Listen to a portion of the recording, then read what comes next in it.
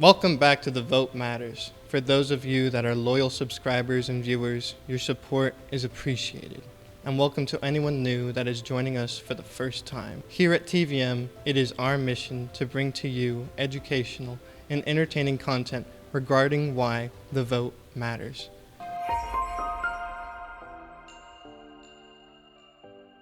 Today, we have an in-studio guest with whom we are going to discuss the influence of media on our elections. He's a prize journalist who has been in the news industry for the last 10 years. Let's welcome Jimmy Scoop. Thank you for having me on your show. You are welcome. And being a journalist and working for the network news agencies for many years, I wanted to get your insights about today's state of, cable network. I find more trust in a thief to hold my wallet than I have trust in those channels to provide truthful and honest broadcasts. It's been evident for years that the era of Edward R. Murrow and Walter Cronkite is dead.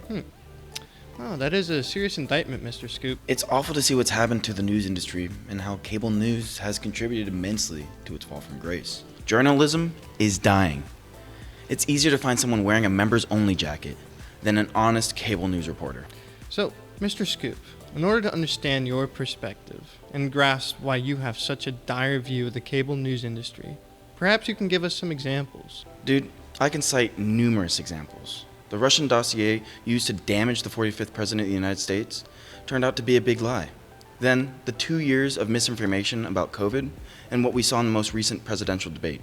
Where was the journalistic community to uncover the truth and hold our political leaders accountable? Worst of all, the media's cover-up of how awful the Star Wars Acolyte series was. I mean, for me, that was the last straw.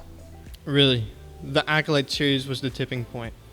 Not the lies we were finding out about the J6 congressional hearings, or the abuse of judicial lawfare to influence our elections, or the Twitter file scandal. For you, it was the news coverage of the Acolyte series that finally got you to speak out on the state of our news agencies?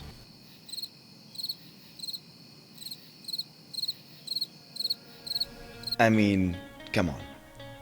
The movie critics gave the series an 80% plus rating, whereas the audience reviews were less than 15% in favor of that heap of cow dung. They said R2-D2 and C-3PO were a non-binary couple. Are you kidding me? That crossed the line. Okay. That being said, do you think cable news stations should be shut down for being such bad agents of the people's trust? Look, even though news networks lie, especially about the Star Wars Acolyte series, I don't believe they should be shut down. We need to remember that it was the media, specifically newspapers, that were the lifeblood of our revolution. They had great influence on the colonists by writing how King George was a tyrant and the British government was an oppressive agent against the settlers of the 13 colonies. They printed the stories that stirred us up to fight for our independence. That is true. So the media is vital for our democracy to survive? Our founding fathers understood the power of the pen. They recognized without the influence of the news, there would be no United States of America. It's why freedom of speech and freedom of the press were both called out in the First Amendment of the Constitution. You mentioned how the newspapers influenced the colonists. Let's explore this. Do you see a difference between influencing versus manipulating? Influencing is the art of making someone want to take an action. You influence them to help them understand why that action and embracing that idea is in their best interest. And how does that differ from manipulation? Well, manipulation is coercing a person to take an action you want them to without leaving them any space to freely choose for themselves. Often, extreme fear is used in manipulation. The COVID-19 pandemic seems like a great example of how the news media came as close to manipulation as they could get. Oh yeah, they did spread fear to scare people into taking the untested vaccine. Then they acted like cheerleaders as small businesses shuttered, schools closed, and buildings of worship were sealed. But even worse, when my girlfriend said we would no longer have any sex if I didn't write a positive review about the Barbie movie. Now that was pure manipulation. Really? What your girlfriend asked was the worst. Not how the cable news stations supported tyrannical policies during COVID? Newsflash, dude. That was the best example I could show of how fear manipulated me. What do you think I was gonna write for Barbie after she gave me that ultimatum? You think I was gonna go sit there and say the Barbie movie was emasculating and based on false assumptions that the patriarchal hierarchy was a male construct to keep women down?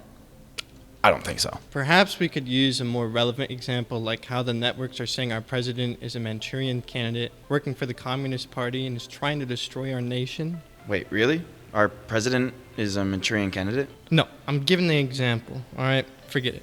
Let's just move on. Do you think the trust has been too eroded based on the recent bad faith actions? Oh, yes. It's hard to trust after something like that. Well, do you see a path in which trust can be reestablished? Yeah, my girlfriend could apologize. No, I'm talking about the cable news stations. Do you see a way that they can recapture the people's trust? Oh, sorry. Yes, the networks need to be truthful in their reporting, but that's probably never going to happen. Why is that? The networks operate to make money, and they need to continuously spin a narrative in a way that will not only satisfy their core audience, but make their advertisers happy as well. This is the balance that the networks operate under. In such a world, the truth is nothing more than an inconvenience. Can you elaborate on how much influence advertisers have on the content that networks produce? Sure. It's probably not a surprise to anyone that many of the cable news channels often try to cater to one's political party over another. It's not by accident. As more and more money pours into politics, that money goes into advertisement. That means political parties have a lot of say about the narrative generated by these networks. This influence by the political parties starts to have a significant impact on the viewership. Ultimately, the audience and advertisers have the same mindset. This means cable news stations are forced to run the same narrative in order to keep their audience happy and the money flowing. Do you think this impacts how voters vote? Absolutely. If people only have one source of news, then that source will greatly influence their decision. And what did you mean by the narrative that networks generate? A narrative is a story where a reporter is looking for the facts that support an already predetermined conclusion, while ignoring the facts that undermine that said conclusion. It seems so disingenuous. This is why there's no real journalists anymore. The world is about narratives, not facts. So how do we turn things around? How do we get the news back to the days of Edward R. Murrow and Walter Cronkite? I don't see how that's possible. The networks are too dependent on the money flowing from the political parties. So we, the people, have no say in the matter? Absolutely we do. Many people have turned to alternative news sources, like podcasts, to get their news. In fact, some podcasts have a larger audience than the networks. In past election cycles, we have seen many candidates turn to podcasters to get their word out. That's fascinating. How is this impacting you? Well, I'm trying to start up my own podcast, but I'm having issues with my girlfriend. Although sometimes I feel like I'm a bit of a moral coward. I'd much rather avoid the stories and keep my woman happy than have any prolonged periods of, unwanted abstinence. Ugh. Well, I want to thank you, Mr. Scoop, as this has been an educating and entertaining topic.